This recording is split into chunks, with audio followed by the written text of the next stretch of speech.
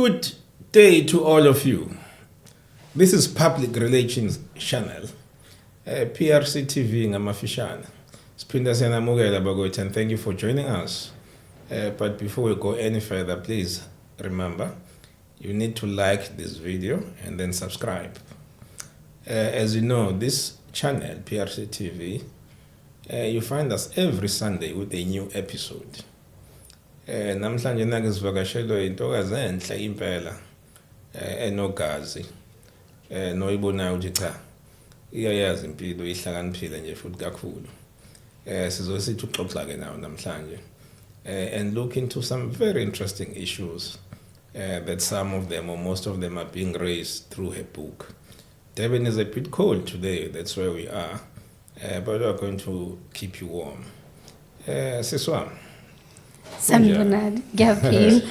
Angisakwazi long time. Yes, it's been a while. I have no intentions to. With your smile, eh? Yeah. Killer smile, they call it. Does it kill anyone? I don't know. I don't know. Bangaka bakubulisa kodwa mohamba la imall. Well, a lot. That's where the killer smile comes from. Okay. Should say it does kill. I don't think so either. We thank you for taking time with Okhuluma nathi. We don't really take that for granted. We appreciate. Thank you so much for having me. Njoba uzulekele ichannel yabantu abane impact emphakathini. Yes. Izinto abazenzayo nabayishoyo ziba ne impact kubantu, and you get to notice them because of those things, huh? Yes. Mhlawumbe masuchazele nje abantu kancane usayi-introduce. Ungathi kubona uqiniso kuba. Igama lami nguQiniso Ndebele. Originally ngingowakwaNongoma, but ke ngibe sengimove sengizohlala eThekwini. I am a mother of two, one beautiful princess and one handsome prince. So isibili umfana. Yes. Why did I think ukuthi intombazana? He's cute like his mother. I can see, yeah. Yeah. By profession, I am a nurse. I'm a child of God. I love God so much because actually that was supposed to be the first thing I say. And I'm an author, by God's grace. Yeah, I'm an author. I write about biblical stuff, and I write about experiences as umntwana kaNkulunkulu. I honestly believe, and I have walked through that journey. If umntwana kaNkulunkulu, it does not mean that your life is perfect, but we live in a journey of being perfected by God. And understanding that you are in a journey that is personal between you and God. So that is basically Qiniso. I'm an introvert. That's the other thing about me.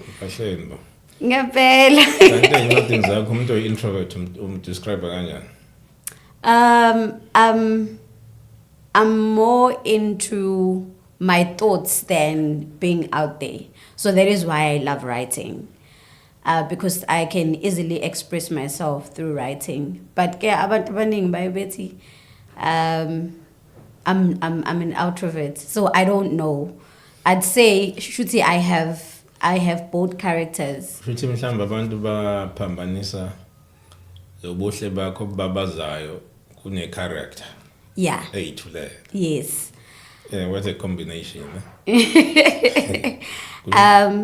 And I love community. I love working with ingane zamantombazane. I have an organization that is called Sisters at Work, where I work closely with ingane zamantombazane and mentor them. I'm trusting God ukuthi we are still going to start over and do umsebenzi wakhe once again. So that's Qiniso in a nutshell. Sure. Yeah. And you say you are an author, right? Yes. I know of one of your books. Yes. You said you have written 3. Yes, I've written 3, but the 2 are not out as yet. Oh, yeah. The one that is already published, it's Apology on Behalf of Women. Apology on Behalf of Women. Yes. Uyibhale nini le ncwadi? Ngibhale ngo-2020. Actually, ngibhale before 2020, it was published in 2020, in August 2020. Okay. I would want you to recall for us and then tell us, ukuthi, ngifuna that, let me call it a gay moment, you know? Yeah, Where a then, great boom, moment. what I'm now going to write this book. Eh? What was happening, either practically in your life or in your mind, when Yeah. you said, okay, I'm going to write this book? I was going through a journey of forgiveness. I believe forgiveness is it's a trinity. There is forgiveness from God, there is forgiveness of self, and there is forgiveness to the other person.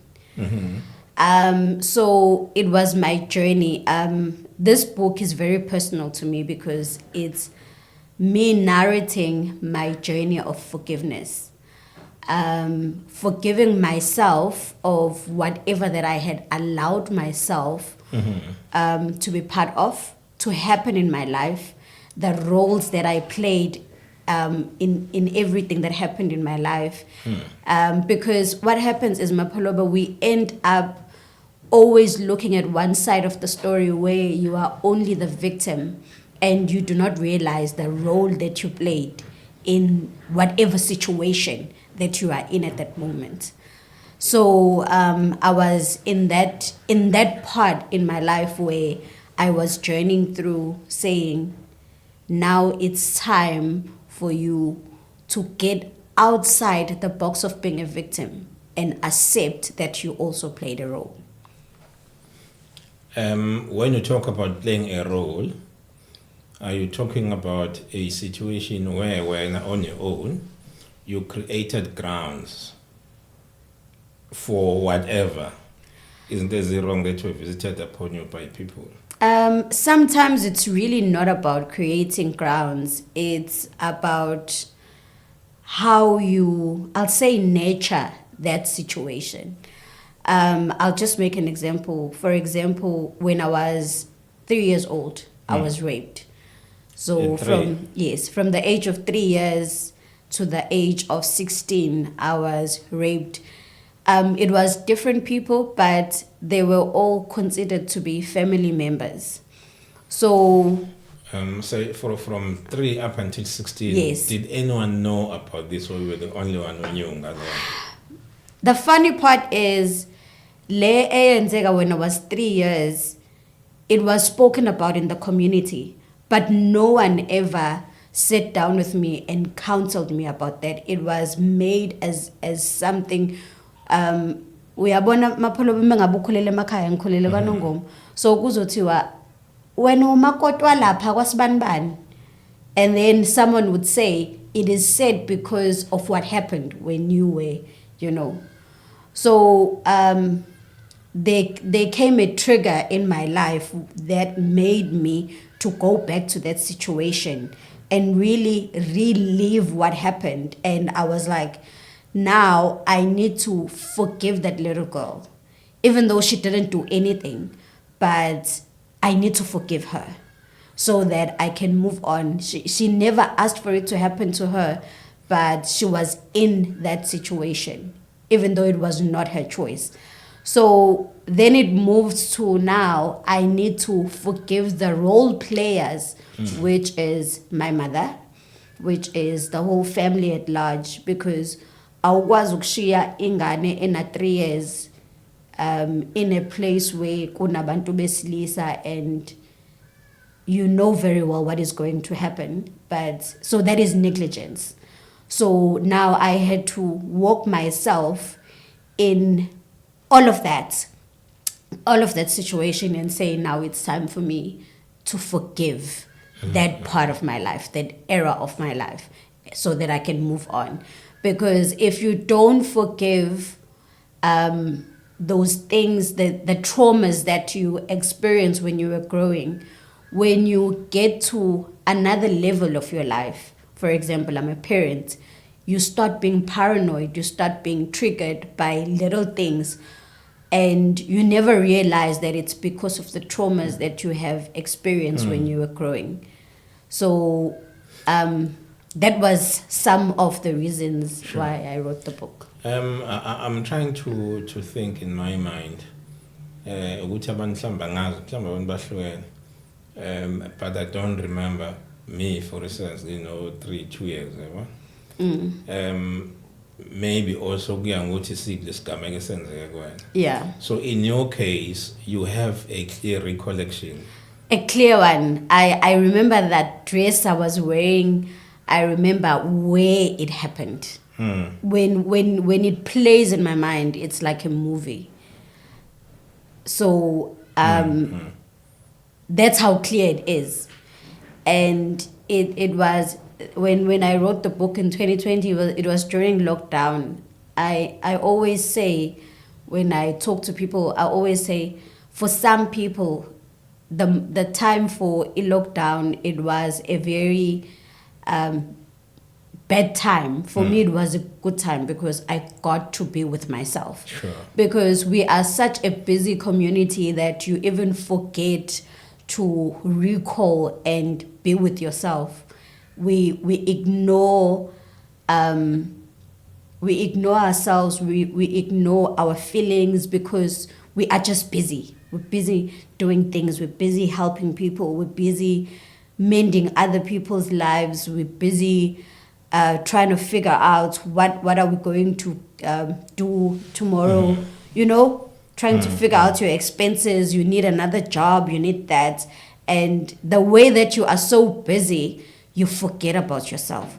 So during that time, I got to be with myself, and I got to relive, I think it was 33 years of my life. So I had to go back to when I was 3 years, which it was 33 years, and I walked myself through it. And it was a very emotional journey. I had to cry. I had to relive even the emotions of that time because, yeah. Then are you saying, ukuthi, because of how busy we are as a people, and so forth? No, as a people, we're just busy. The other thing was that I always ask myself, ukuthi, how do people, because mostly as Black people, we are not so good in going to therapy, because if you go to therapy, you are looked as someone who's weak. So we don't do those things. So for me, it was a moment of really sitting down and recalling all the moments where I've been to therapy and it really never worked out. It really never helped me. And I had to find out what were the reasons. And then I found out that it's all these things where if you go to therapy, if you are Black and you go, then you are labeled as weak. And I was like, you know what? I'm going to journey through this and I have to heal from this. And the only way to heal from this is let me find a way of releasing all this pain. So then I started writing. Sure. So that key moment for this book was the lockdown and the reflections that you have of your life, basically. Yeah. Wakwazi manje confronta zonke into obuhlalo uyibeka kwi-back burner. Yeah. Ngoba you knew about them, not to discover zona nge-lockdown, right? Yeah, no, I knew about them, but I'm this one person where when someone does something to me, I'll just overlook it. I'm like, okay, no, it's cool. Probably they're not in. I'll always justify people's actions.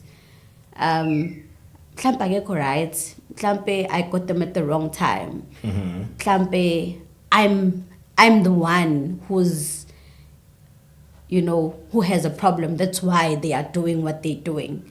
So I've always justified people's actions towards me in a way that then at that moment I realized, no, actually I'm not the one who's wrong here. But I've permitted these things to happen because I've just been saying, no, shuti imean. I actually deserve what is coming to me. So that is the posture you have taken all along. Yeah. Right? I want to come back to this issue as part of our conclusion. But broadly, really, your book, apologizing on behalf of women, right? Yeah. In this case, you are apologizing. Yeah.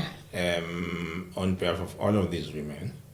And then mawuqala incwadi yakho iqala ngomama wasengadini yase-Eden. Yeah. Let me get it from you. What was the motivation for that? What was the thinking? Ukuthi uyiqala le ncwadi uyiqala ngale story which is known to all of us. Yeah. Are the characters befitting to what the story wanted to tell us? What would be the relevance of that? Okay. The characters and why I saw it befitting me, I looked at it in a terms where umasise masontweni. I've never heard of a group okuthiwa igroup ka-Eve. There's always or Sarai or Ruthie or Elizabeth or Bani, but no one wants to be associated with Eve. And at that time, I saw myself in her because I realized ukuthi whoever never said ufuna ukuthi inyoka izomdlisa isithelo okwakuthiwe bengasidli. Kuthiwa i-aphula kodwa asikazi liyasho iBhayibheli ukuthi i-aphula. No. Awanda umfundisi wama ithatha aphula i-aphula. Angazi nami. But so she never asked. Akazanga suka enyokeni athi woza nyoka, So I related it to every situation that I have been through where I've never gone out there and said, I want to be heartbroken. I want to be raped. I want to be rejected by my mother. I want to be left alone to raise my kids on my own. I want to be abused at work, So then I said, abused at work and at church. Yeah, where you find yourself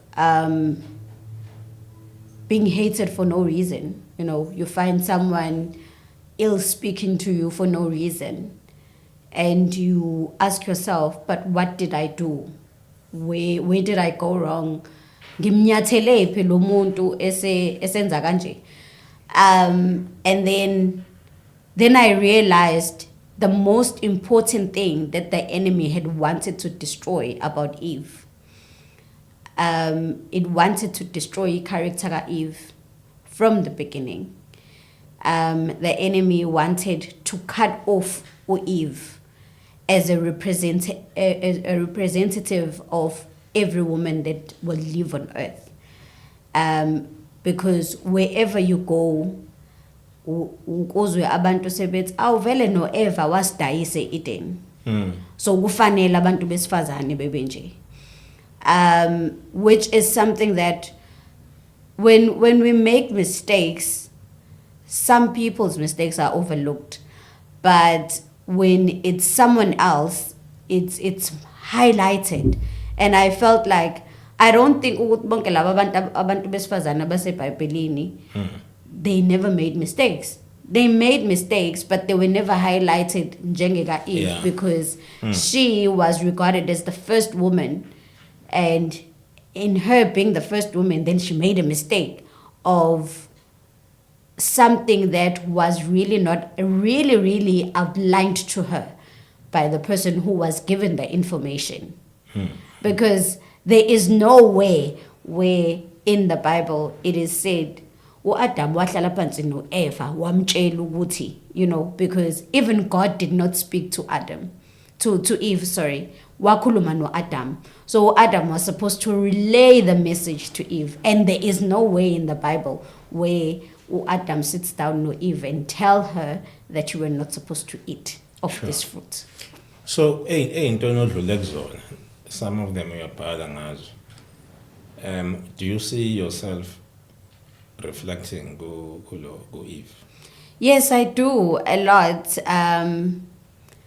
In terms of how God restored her, and how when we look at uJesu who came and became our savior, when you recall her back, simlanda eqhamuka enzalweni kaEva. Sure.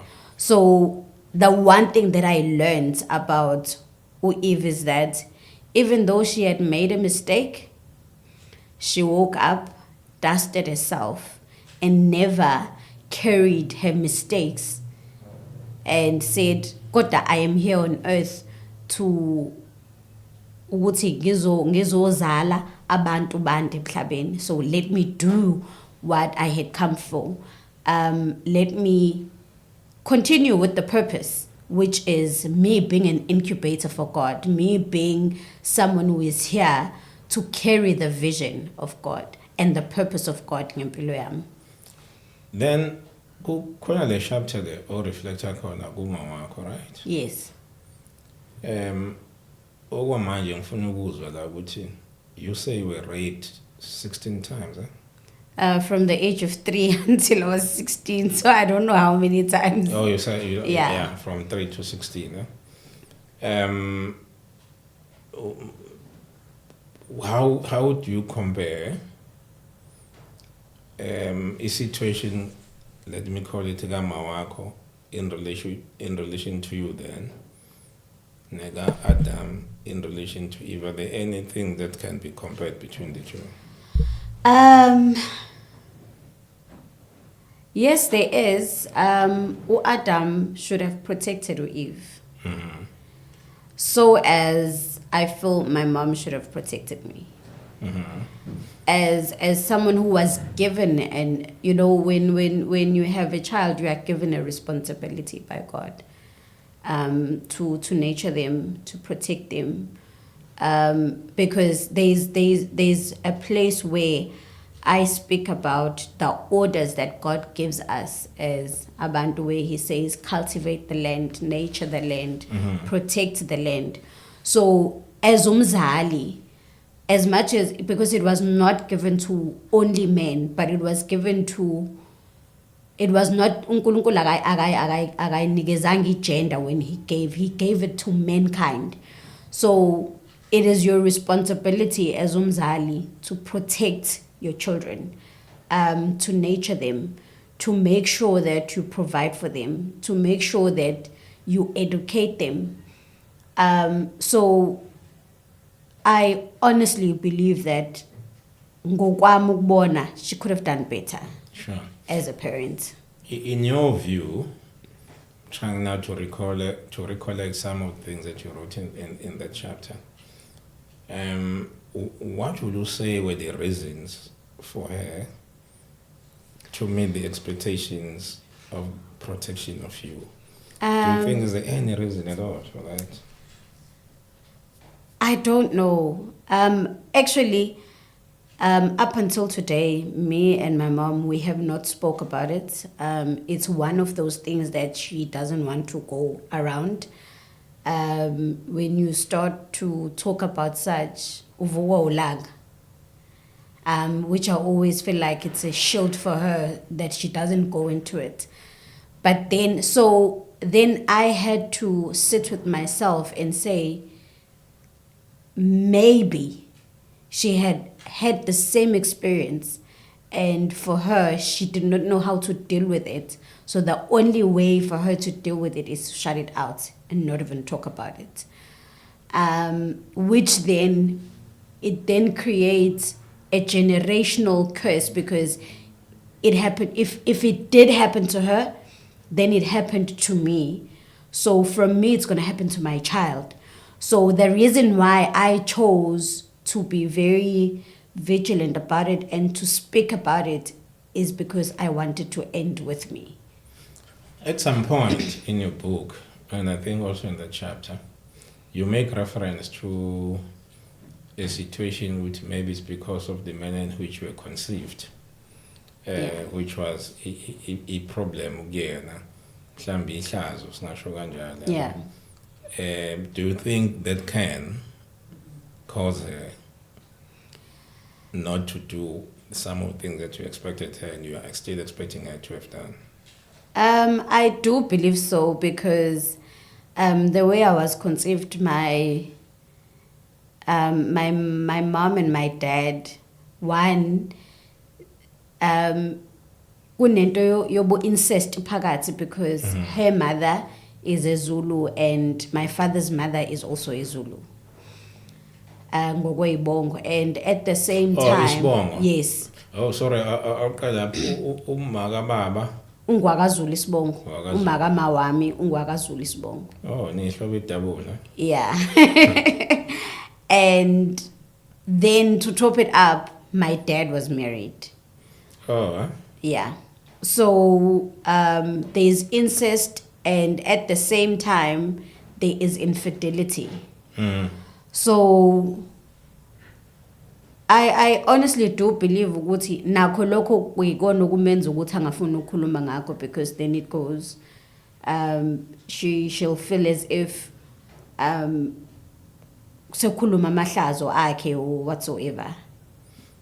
so if engakhulumi ngalento wena-ke then how do you get to know about it? Because I would imagine ukuthi umuntu ongakutshela lento ngaba uyena ongayazi kahle hle.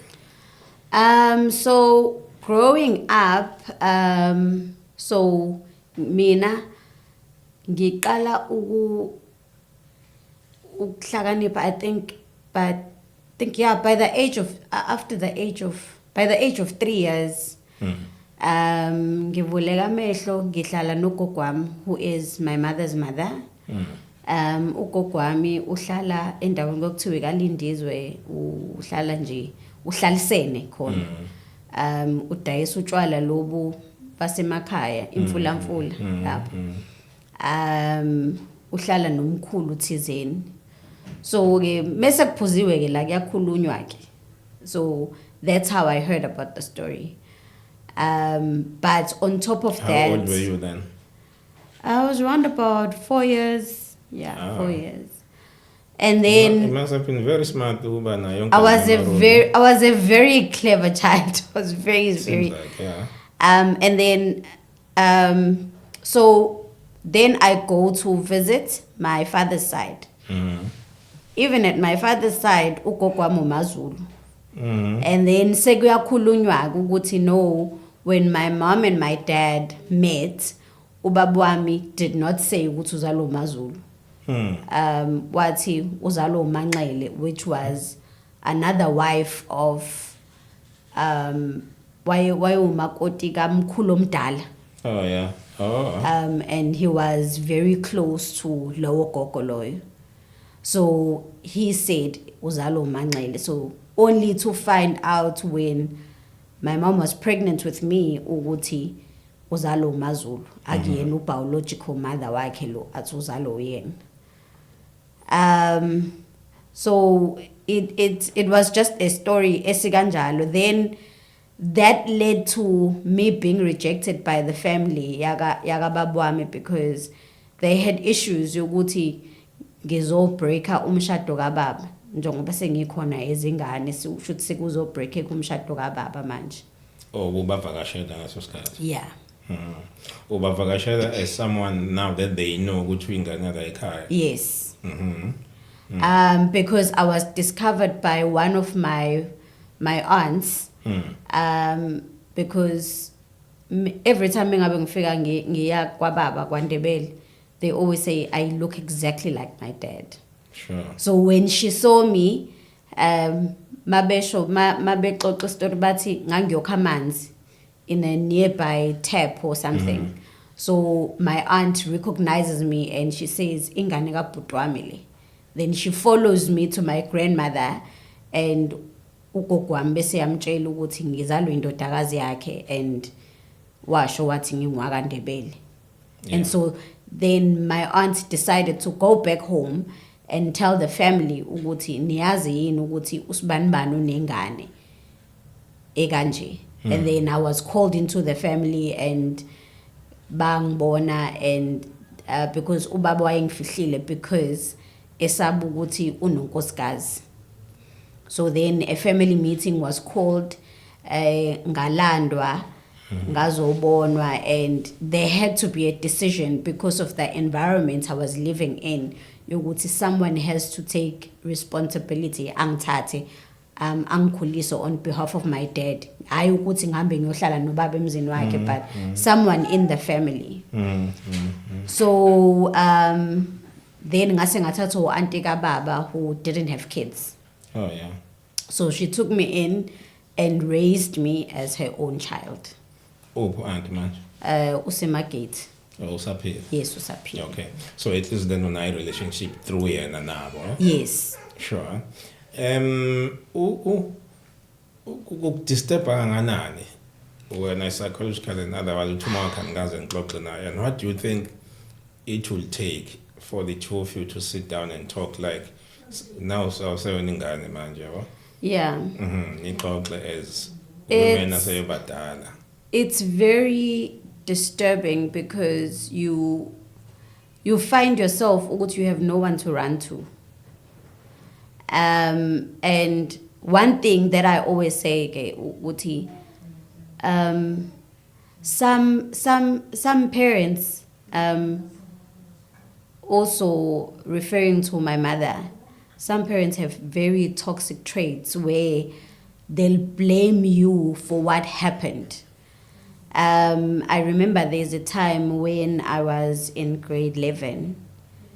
A lot was happening at home, and I decided ukuthi let me just leave ngizela eThekwini kubo kababa, and I felt I needed a break because I had tried to commit suicide. I think I was 15. Yeah, I had tried to kill myself like 6 times already. So I was in boarding school and I decided ukuthi mengabe kuhamba ingane lezi zingamabhodi eziThekwini nami I'm going. So I got into the taxi and came to Durban to my grandmother lo ngikhulisile auntie kababa. So I get there and I tell them everything that is happening at home, because when my dad passed away in 1997, my mom demanded me ukuthi ngibuye ngizohlala kwaNongoma. And she said ukuthi ubaba makangihlawulanga, and gave them all the yada stories. And my granny was usungazothatha ingane kuthina sibe siyikhulisa kahle and trying to give her a bright future. Usiphuce ingane just because ayihlawulwanga. And bungahlali nobaba wakho uhlala No, bengihlala, yes, bengihlala no aunt emzini wakhe with her family. It became a very toxic thing for them that they had to let me go. And I remember ugogo kababa wami, which is my great grandmother, she used to say my mother will do anything for imali ngendlela ayithanda ngayo imali. And she was the one who had given the order yokuthi maye sengifuna uma ugogo anganqabi nami, she must let me go, because just for her, she understands how much ugogo loves me, but she must let me go. So it has been very toxic, and for me to sit down with my mother, I don't know if it will ever happen in this lifetime. Sure. To an extent, yokuthi Mapolo, but just to be honest, I have been eThekwini since I was 18. And I have gone home, But from 2015, I decided I'm not gonna go back home anymore. From 2015. Yeah, So I'm Bonana since 2015. I have gone home, well, 2019, because 2015, that's when things really got bad, and I decided I'm not doing this anymore. Maybe ngiyakubuza kodwa. Yeah. Instead of looking at the hair as someone or transigent noma onenkani nje ukuthi ayenze lento uthi nikhulumisana. Enye into engenzeka ukuthi mhlambe she's too scared of things that she may have done yena ngokwakhe. Including nobaba wakho and any other person for that matter. Yeah. So that kwayena akanayo strength of standing up and confront herself and say, look, this is what you did and that was crap. Yeah. And now you need to sort it out. You know? Yeah. Maybe she needs some kind of an intervention. Have you thought about that?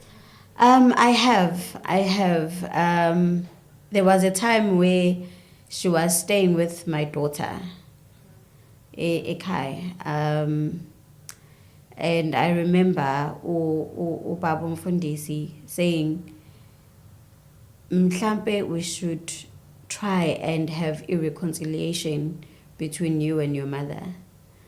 So I took a phone, I called her and I told her what Mfundisi would like to see us as a family. She abruptly replied and said, no, she's not going to do that. Yeah, but it doesn't mean that you can't try it twice, thrice, four. Now,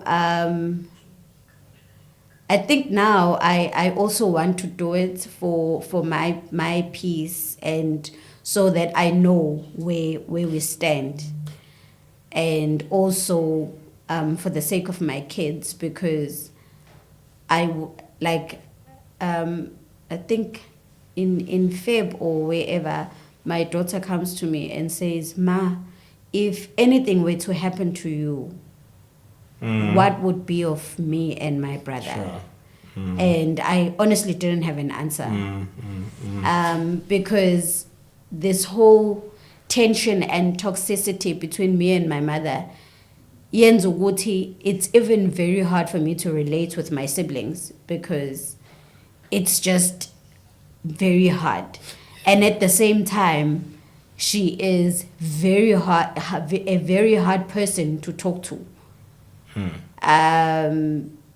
She'll play the victim card, she'll play the blame card. I remember when I released my book, she called me and she said, so encwadini yakho ubhale ngami wathi ngakureject. And I'm like, did you read the book? Somebody told her that. Yeah. But I'm trying to put myself in her position, actually. Even though I'm a man, you know. But I think I would have, chances are that I would have done the same. Yeah. Because here is your mother, here is your father, and all of us are supposed to have this kind of picture about our parents. Imagine your own daughter. Yeah. She has the same picture. My own son has the same picture about me. There are certain things my father won't do. Maybe even in my privacy, you won't find my father going these acrobatic positions. People never think of a parent in that sense. Yes. So that, where she is, it seems to me, because I've read the chapter, that wayenodinga usizo. Yeah. She does. Umthatha Yeah. kulomgodi. Usemgodini omude wayena. Yeah. Now, having read that chapter of your book, and I realized it's quite difficult for you to understand as to why is she not taking initiative. But at the same time, now it's quite difficult to understand okay, this is not happening. From my experiences, what you may need is not even a 5 minutes discussion, but it's for, look, sorry, I made a mistake. Yeah. Come, let me hug you. I think honestly that's what I need. I like now I don't even want her to explain anything. I just wanted to acknowledge that I've done something wrong, and Sure. you know, yes, gekuthiwe, because I've forgiven her. You know, I've gone through that journey of forgiving her, but there's always that human thing, because it's not that it has stopped. Just now, ngepasika, she calls me and she starts going down on me for no good reason, just because I didn't come home. And anyway, I don't ever go home. From 2019, I did go home. I did go home to fetch my daughter. I think 2021. So, 2015. We do like, not that we don't talk at all. I do call her there and there just to check up on her. We talk on WhatsApp, but we just don't have that mother-daughter relationship. It's not like when I have problems or whatever, I can run to her and say, Yeah. when you have a parent, there are moments where you just want to go home and just go to your mother or your father and just hug them and just cry and not say anything. Sure. We don't have that relationship. Cora, mina ngendlela ngi-interpreta ngayo. You don't have to agree or disagree with me. Here is a person that she knows akana relationship now, and the chances out of 1,000 which uzomvakashela ngama holidays are actually even -0 for that matter. But here she picks up a call and she says, I'm angry, tells her. So there's that gap. And maybe if you respond to her command, I reject. Under those circumstances or conditions, I see her jumping to that opportunity. What do you think? I can try. I can try, Mapolova. It's just that my mother is a very unpredictable person. But honestly, from the deepest part of my heart, I want to fix it. I'm at a point in my life where I was telling God that I'm tired. I'm tired of fighting. I'm tired of being strong when I don't have to. I'm tired of having to navigate life on my own and not have anyone that I can run to, I think as you grow older and as you become more mature in life, and I think also growing closer to God, you realize the fact that when God says 2 is better than 1, and you realize why when Jesus was on the cross, he had to look at his mother and say, Mama nansi ndodana nangu mama, because he realized that you cannot navigate life on your own. Sure. And with that, you being on your own, you end up making mistakes or allowing people that should not be in your life just because you want to have someone that you can navigate life with. Sure. Yeah. Pick up a local in that chapter where you deal indaba yokuzalwa kamntana wakhe intombazane. Yeah. Because we are then saying you thought you had found in her father a partner and to navigate life now. Right? Yeah. Now, boom, the first thing he does when you report to him that you are pregnant, he doesn't own up. Yeah. Not only that, then he opens a very big gap.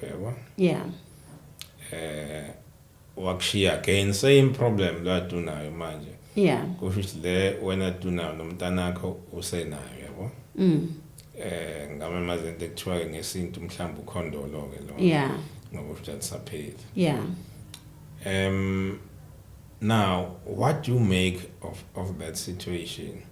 Would you see it as something that is curable? Or mhlawumbe into oyibona ukuthi ngathi izovele yenzeka imakhe your life?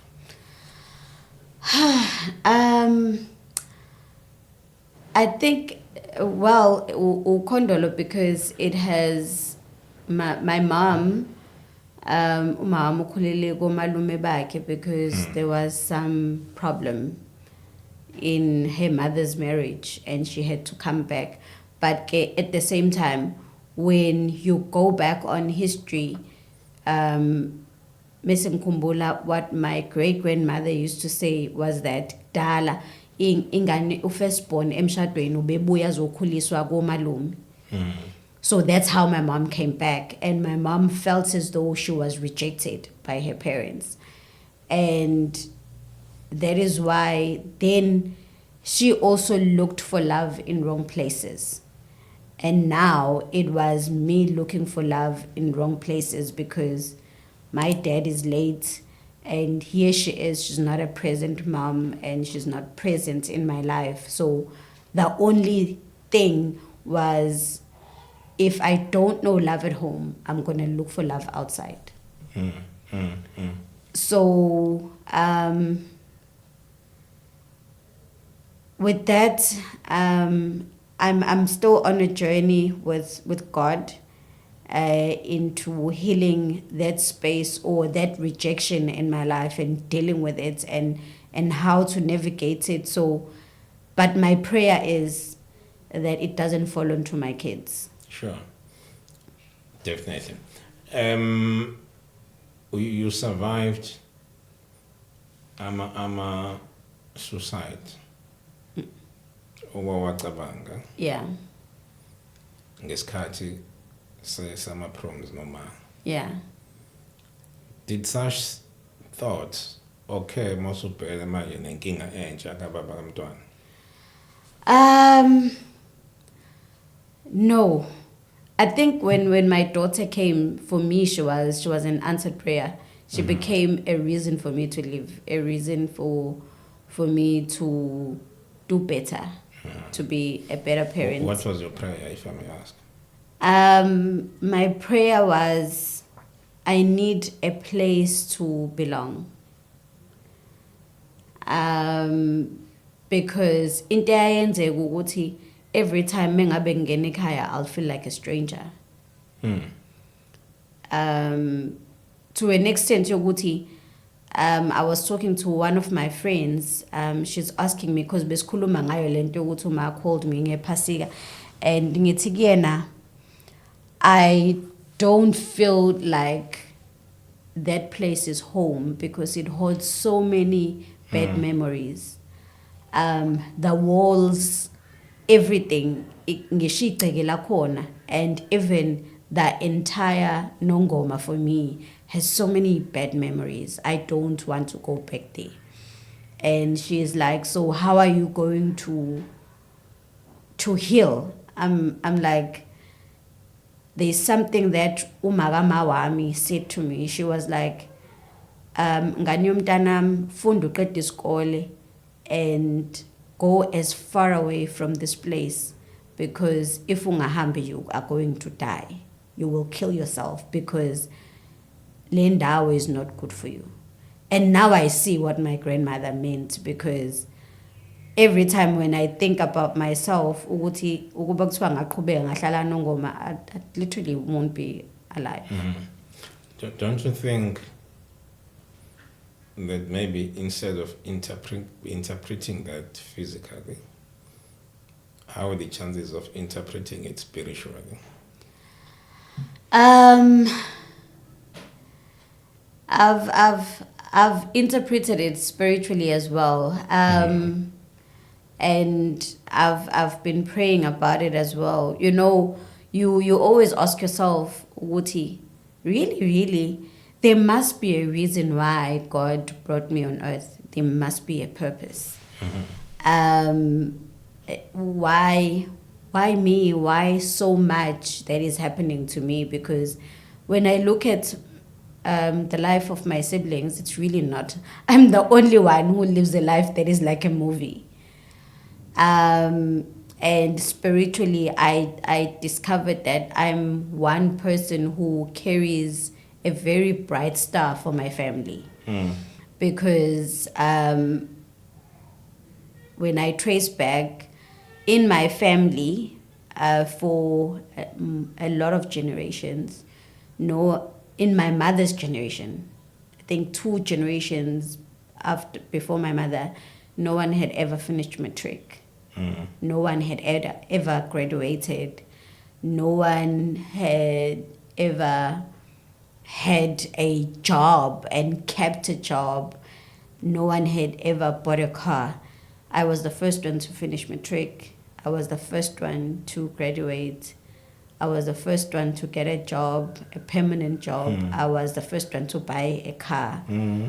I'm most of the things in my family, I become the first one as in again. And I was the first one to be born again. So then I realized that probably because then after that my siblings, they all passed matric, they are all graduates, and they're all doing well for themselves. Sure. So I realized that maybe my purpose was just because when angithi, we all know that uNkulunkulu uthi isiqalekiso siyowela kuma generations up until the 4th generation. So when I count, my generation is the 4th generation. So I had to be the one who carries the light of the 4th generation to break that. So as much as me and my mom has this tiff, I know that I have a promise from God that she will not go to the grave kuganje. I'm just waiting for the perfect time. Sure, that's good. Yeah. And then same thing, because I was trying to explore also that you would. There are so many in your life. You're still young. Huh? Yeah. There are still so many nongomas that you are going to be meeting along the way. Yeah. Yeah. not the physical nongomas, but the spiritual nongomas. Yeah. So that then, but I will be glad to hear your view. Your interpretation, therefore, will be about not actually a physical nongoma, but more like any place that will give you. It will shake me. That for you will be a spiritual nongoma. Yeah. Then an approach will then be different. Yeah. Instead of running away from the physical and nongoma, you then engage the spiritual nongoma until you defeat it. Yeah. I don't want to lie. I have met a lot of spiritual nongomas. Okay. I got saved when I was 11. Along the way, and not being properly mentored and guided, I had my own, downfalls. As I said in the beginning, that your journey with God is not a perfect journey, but we learn. The only thing is, when you navigate the journey with uNkulunkulu, is for you, when you are in the situation, you come out with a lesson. So I've had a lot of nongomas. I always say ukuthi ubaba umntana omdala was one of my nongomas, and ubaba walo mncane was also a nongoma himself, because I remember when he walked, like when I found out whatever that was his mission in my life, which was really number one? No, number two. Number two. His mission was more spiritual than physical. So a bit dangerous. Huh? It was very dangerous. When I found, okay, what happened was, so I met this guy and he kept on following me. I think it was 2021. Yeah, it was 2021. I met him immediately. He talks about umshado, and he tells me, understands ukuthi I'm saved, I'm born again, and he wants to do things the right way. So so the first thing for me was, okay, fine. Now you know ukuthi we have no relations, ubumnyama nokhanya, in the spiritual realm. So mina I'm saved and wena you are not. So we really can't do anything together. And that was it. I think kwadlula about 4 months, and a certain lady came into my life, and ugel ufika already ngihlangana naye mina vele usebandleni engikhonza kulona, so sikhonza sonke, and she befriends me and we become very close. Then she started talking to me about things that I was very interested in. The NGO, which is my NGO that I spoke about, Sisters at Work. She wants to be involved. She wants to help out. And when you're running an NPO, you always want people that are going to invest in it or help out financially and stuff. Because at that time, I was working more with the people that stays on the streets. So we'll cook for them, go and sit with them, minister to them, and all of that. And I was also doing back to school drive, where we donate shoes and uniforms. So this lady befriends me, and the one thing about me is I'm a very loving and a very welcoming person.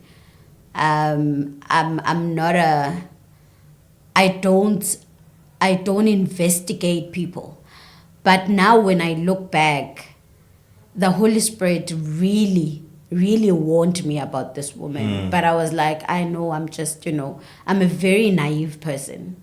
So because of that, of me being such a welcoming person, that's when then I met the Nongomas. So I think then a few months down the line, then this guy comes back again. When he comes back, because he still had my number. So he comes back and he says to me, can I take you out? And at that time I was very busy with my book and everything. So I was like, no, I'm busy. And then he buys me a bunch of flowers. And he asked me where I'm at. Then I told him where I was, and he says, just wait for me there. There's something that I have for you. So he comes with his flowers, and I take them, and I remember, how it is with us women, when you get flowers, the first thing they go to your nose. So that's what happened. And I think a week, or not even a week, now I start having feelings for this guy. And yeah. And just out of the blue. Yeah, out of the blue. Right after the flowers, and after that, I am crazy in love and over the moon about this guy. So,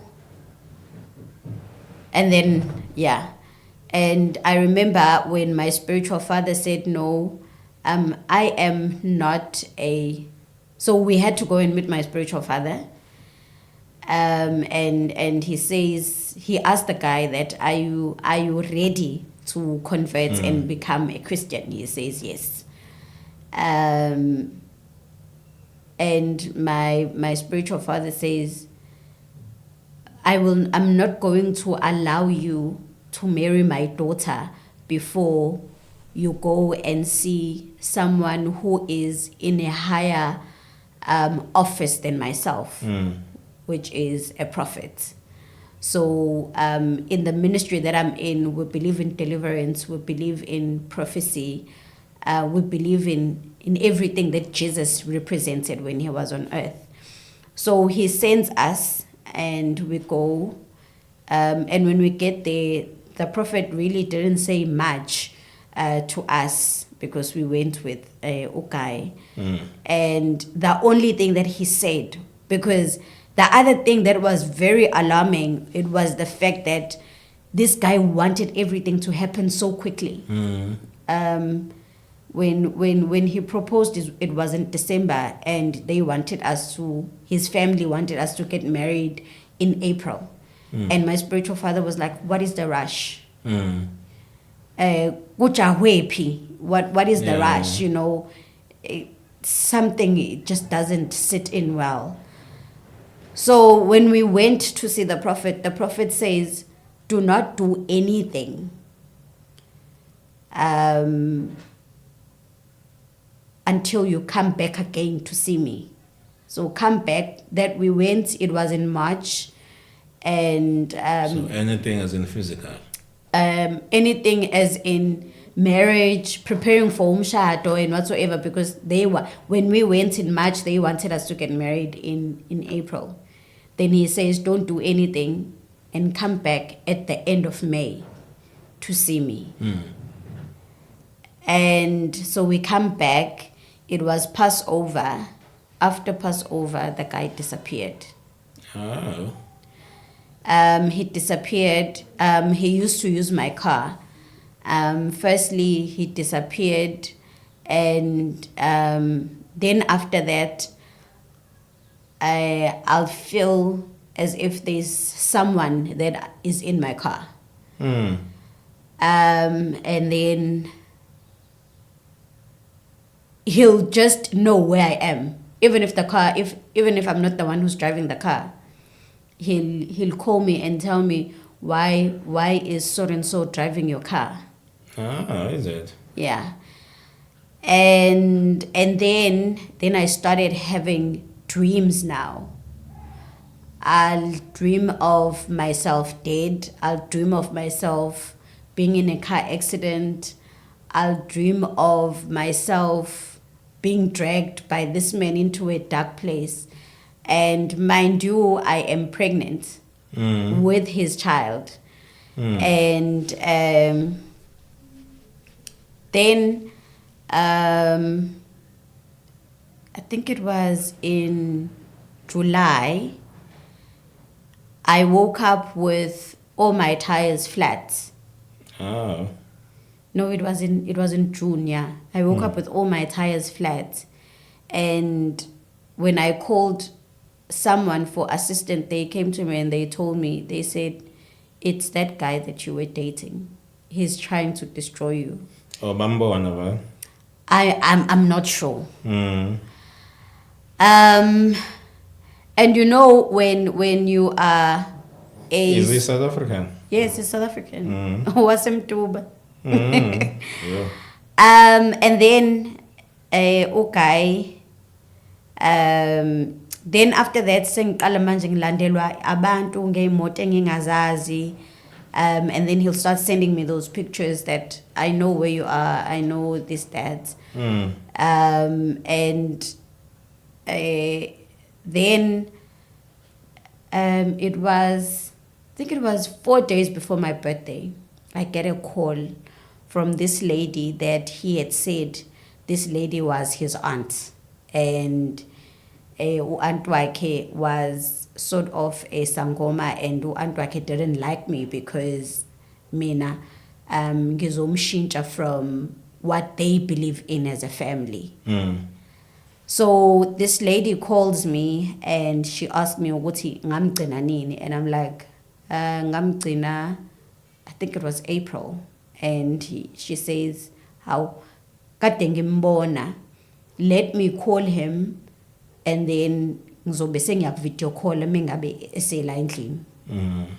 So I'm video call and ambuze ukuthi ugcinile ukungibona, and he point blank lies. And I call him out and I'm like, you are lying. After that, then he calls me and he says, why am I talking bad about him? And he tries and put the blame on me, so I call him off. Sure. 2 days before my birthday, This lady again now phones me and she says to me, ngidinga ukumbonga uNkulunkulu engimkhonzayo because I shouldn't be alive. And then she explains to me why the guy was in my life.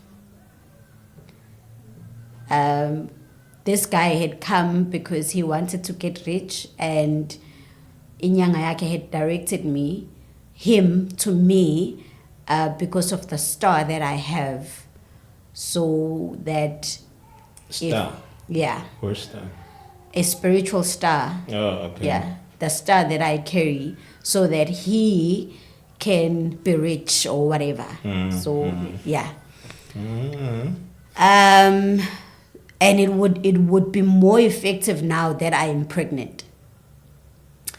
Okay. And then immediately after that, she drops the call. And then I'm trying to phone her back now, because in my mind I'm like, no, akakhulumi nami lo mama mhlambe wenza iphutha or something. Then usengiblockile. Angisakwazi ukumfonela. Okay, fine. And then because then at that time I hadn't started maternity leave, so I was still working. And then I was due to give birth in the first 2 weeks of October.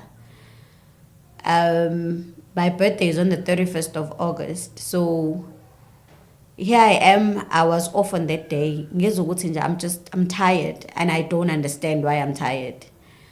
I'm off, and then the following day I'm supposed to go to work. So when I get to work, there is another lady who is my friend and my prayer partner. When I get to work, she looks at me and she's like, what happened? I'm like, I don't know.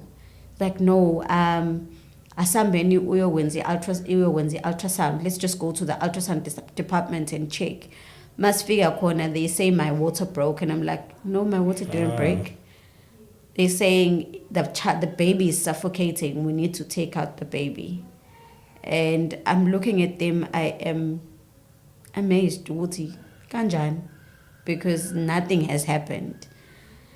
And then I call my spiritual father and I tell him, and he didn't respond at that time. It was a Friday. So what they do is emsebenzini, they give me all the steroids ukuze kuzokwazi ukuthi kukhule amaphaphu engane and everything, so that if ever I have to deliver, immediately ingane izobe right. And then I go home. Tambama, my daughter is part of a worship team, so I go to church in Yomlanda from Irihezan. Mangbuyu Yomlanda, then I meet up with my spiritual father, and he asked me what the doctor said. Jail. And he just responded, and he walks away. So I go to bed. My doctor phones me just to check up on me. The following day I wake up, I'm not okay, and then I must rush to the hospital. And I gave birth. So and at that time besisa communicate nayo body. So I tell him ukuthi ngidedile and ngidinga izinto zengane. You know, when someone is very reluctant in a very suspicious way, he doesn't want to come esibhedlela. I could not go to the hospital with imoto because you're not allowed to park your own car. So I had to get someone to drop me off and abuyele nemoto ayoyipaka endlini. So sesidischargiwe nengane, I need to go home. Athi uzothumela someone, and I'm like, who is that someone? Do I know that someone? So senihlukene na ngaleso sikhathi. It's not really ukuthi sihlukene, but there is this Kunale gap. We don't talk. akafiki lento eyokuthi ningakhulumisana iqale uma umtshela ukuthi pregnant. It didn't start mengimtshela ukuthi pregnant. He acted like a very present someone. Yeah. Iqale after sesibuya ukuyobona uprofet lesasithunyelwe kuyena. Sure. Yeah. Uma ngikubuza la Qiniso, uma abe ubheka, I mean, you said you have a spiritual father, right? Yes. So spiritual father wambona wayesethi kuwena don't do anything. But it seems to me that in any event you went ahead, right? Yeah. So what would be, looking back, your interpretation now? One, he knew, he just didn't want to tell me because I think he felt as though I was going to be disappointed. Yeah. And he for him, he was protecting me.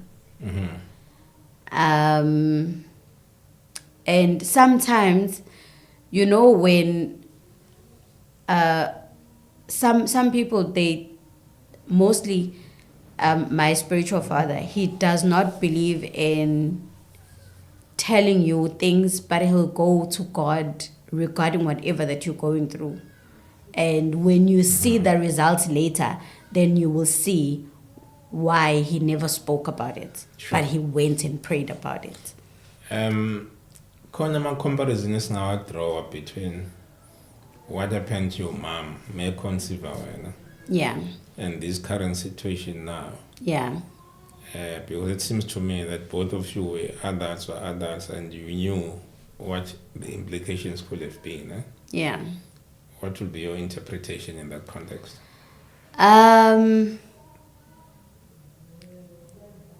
I'd say when you don't listen to God and you don't listen to the warning of the Holy Spirit, they will always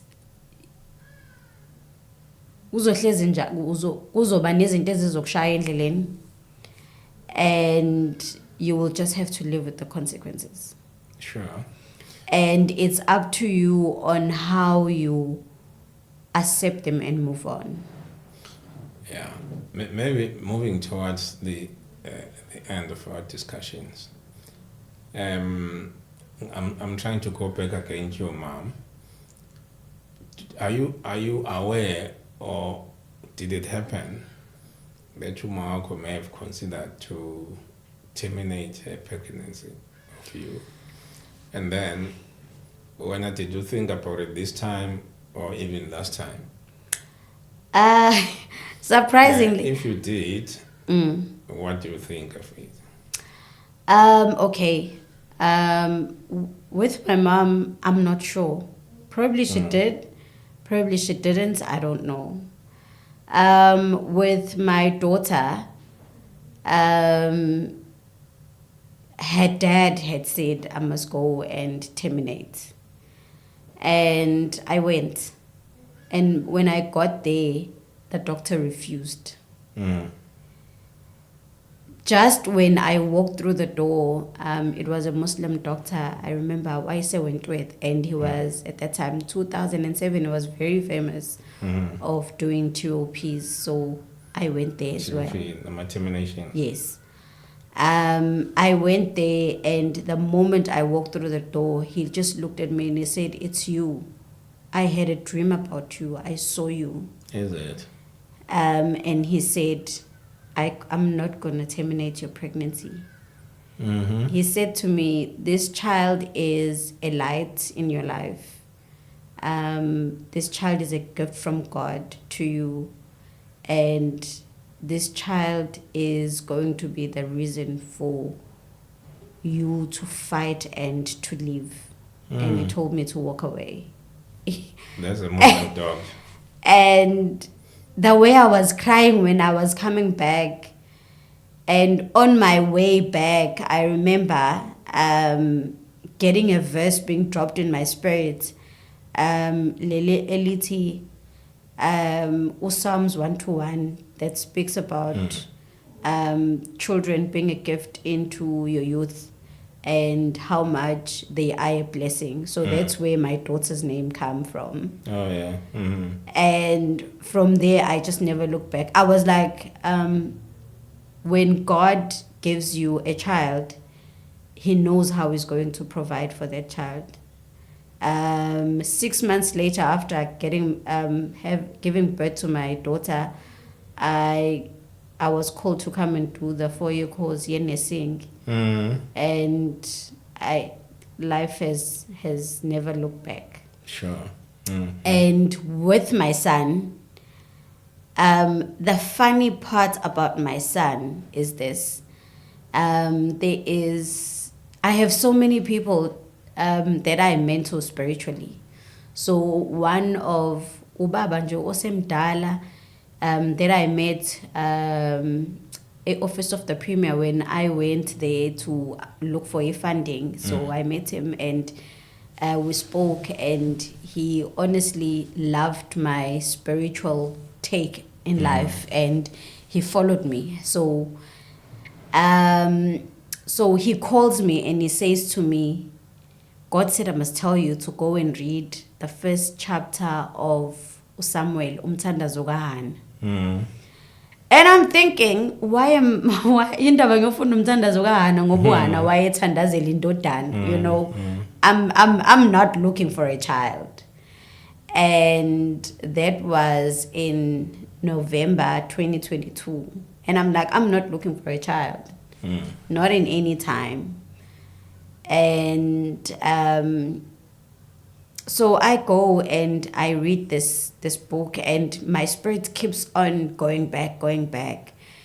And in January 2023, God just I was in prayer. I remember I was in prayer, and I was literally not even praying about ingane. I was praying about other things. God says to me, gives me amagama, how to Samuel Senkosi, and I'm like, okay. I write it down, and then he starts telling me about this character, and I'm like, okay, all right. And I think end of mid-Feb, then I found out that I was pregnant. And from then I knew that my son was a gift from God. Sure. And there was a reason for that. One of the reasons is he's brought so much peace in my life. So much peace.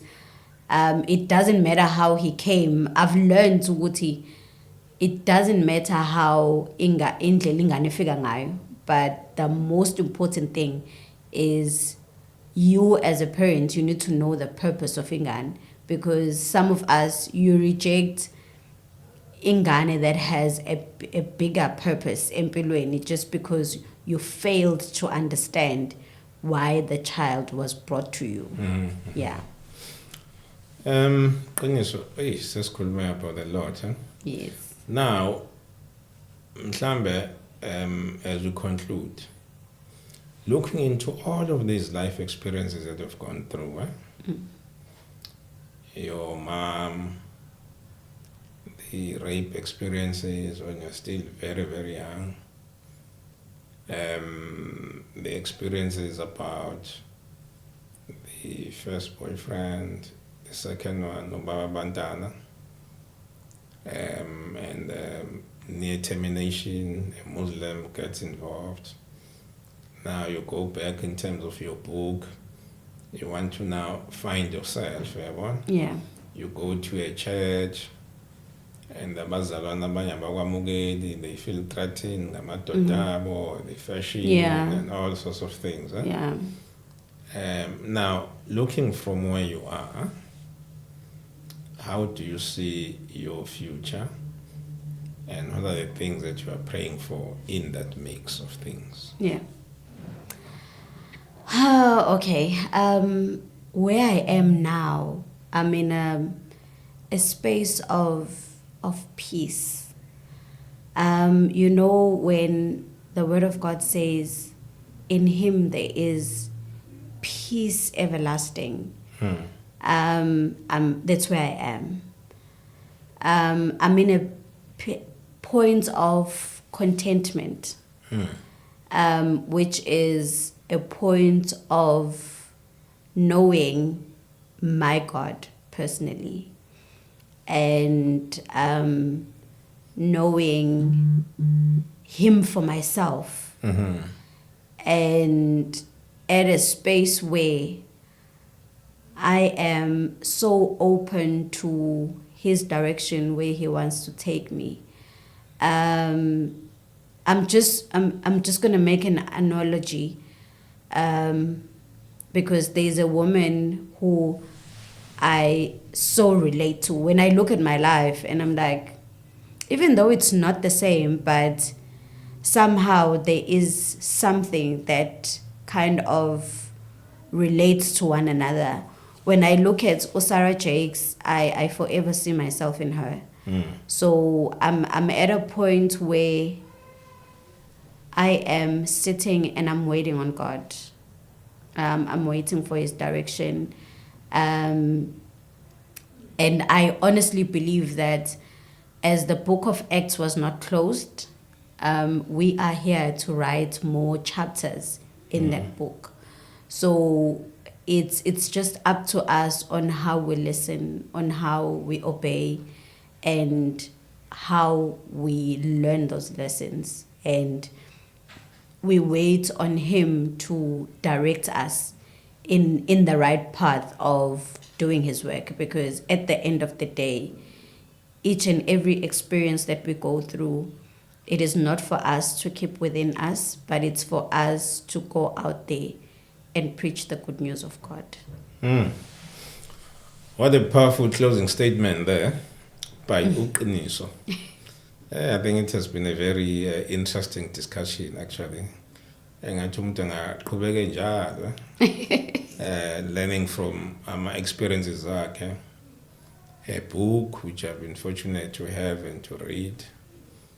Isn't I overcome it? I mean, it seems to me that day one she had my problems, and she had to be a winner. My problems. Now, not very matured in terms of age, if you know what I mean. I mean, she's not by no means a senior.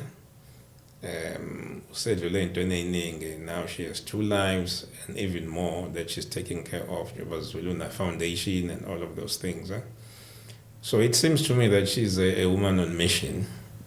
God gave her a purpose, and that purpose in front of her is being unraveled.